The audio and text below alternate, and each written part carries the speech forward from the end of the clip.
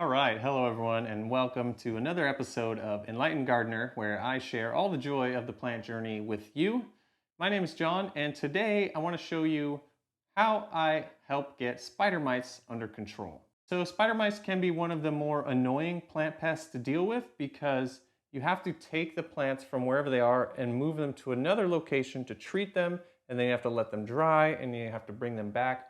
It's rather a cumbersome process, but thankfully, the spider mites don't do a ton of real damage. They're gonna have to get way out of control before they're actually like harming your plant. So it's not the most serious pest to deal with, but it can be very difficult to get rid of completely. So in this video, I wanna show you the exact ingredients and formula I use to create the pest spray that I use to treat my plants.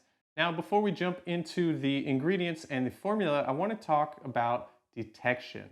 So it's really important that you treat your plants immediately when you detect any kind of pest infestation, because that's how it's just going to be easier. It's going to get more and more difficult to deal with if you let it go on. So I'm going to show you some clips of the spider mites I have currently, and you'll see that they kind of always make themselves visible in similar locations. So let's check it out. So here's my bedroom collection here, and one of the reasons it's been difficult to fully get rid of the spider mites is that you see I have plants, a lot of plants close together, many of them touching, and in fact I've actually gotten rid of quite a few plants in the last couple of months. So if you have a lot of plants crammed into one area where they're all touching, it just makes it, you're kind of creating a super highway for the spider mites, and so it can be more challenging to fully get them under control.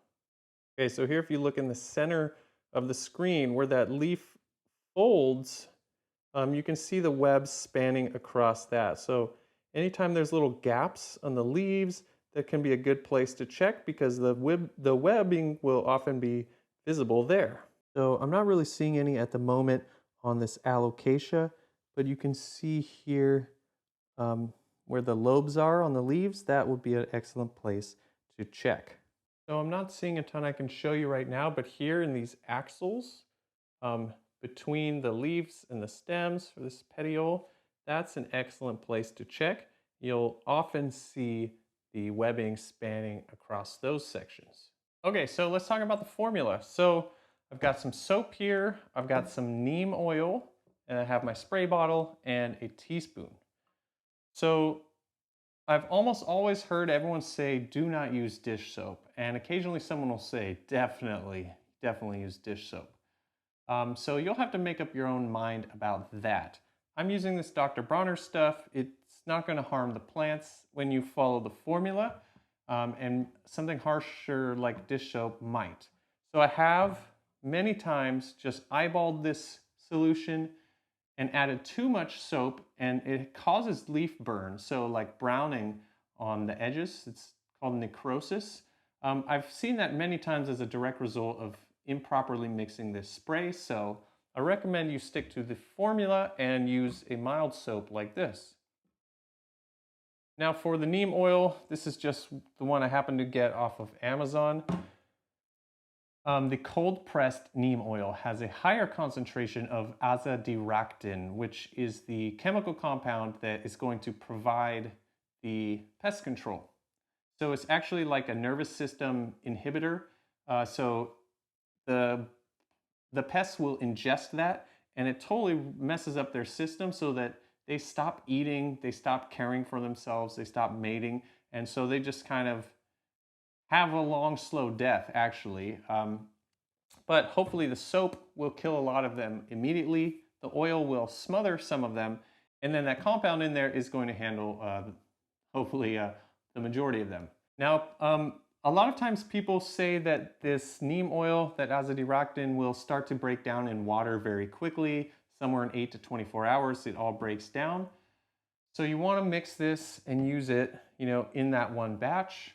I have to admit that I'm fairly skeptical of that because there are quite a few on-the-shelf products, pre-mixed plant sprays containing azadirachtin, and somehow they're still there months later, and you can buy them and just keep them on your shelf, and you can still use them. So either those don't work and they're selling you a total lie, or this stuff doesn't really break down, or maybe there's something else in those sprays that keeps it from breaking down.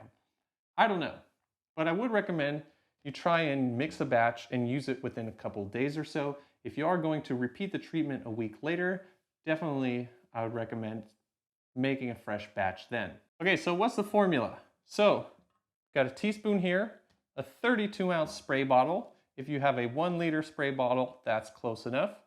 So we're gonna do 2 teaspoons of the neem and 1 teaspoon of the soap.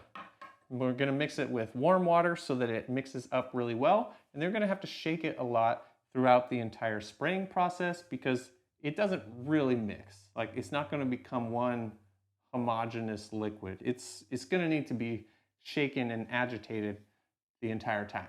All right, so I'm gonna go mix this up, and then I'll be taking all of my plants outside. The other option is to take them to like the bathtub or the shower because this spray is going to get everywhere.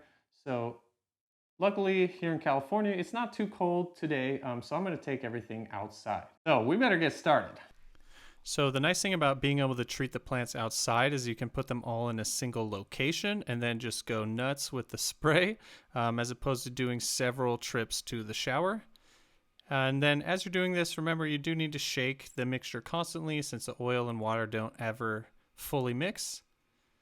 So I always start by just getting the front or the tops of the leaves, making sure everything's nice and wet, being careful to actually cover every leaf. And then I'll go back and I'll get under the leaves, grabbing them, getting the stems, the petioles, all the spaces, all the nooks and crannies in between. You really want to make sure you get the plants fully saturated here for the best chance of controlling the spider mites. So anyways, I really hope this helps you. Definitely, please treat your plants the moment you see an infestation of any kind, any amount. Go ahead and treat all of your plants. I only found spider mites visibly on a couple of these plants just now, but I don't want to risk it. I'm going to treat them all, make sure any lingering mites on those plants have nowhere to go. They're not going to be able to safely migrate to any of my other plants in here. They've all been treated equally. So thank you so much for watching. Please stay tuned for a lot more videos. I have so many plant projects to wrap up in the next month before the move. And of course, I'll have more beyond that as well. So as always, thank you so much for watching, and I wish you all the best with your plants and with your life. And I hope to see you back here for another video real soon. Peace.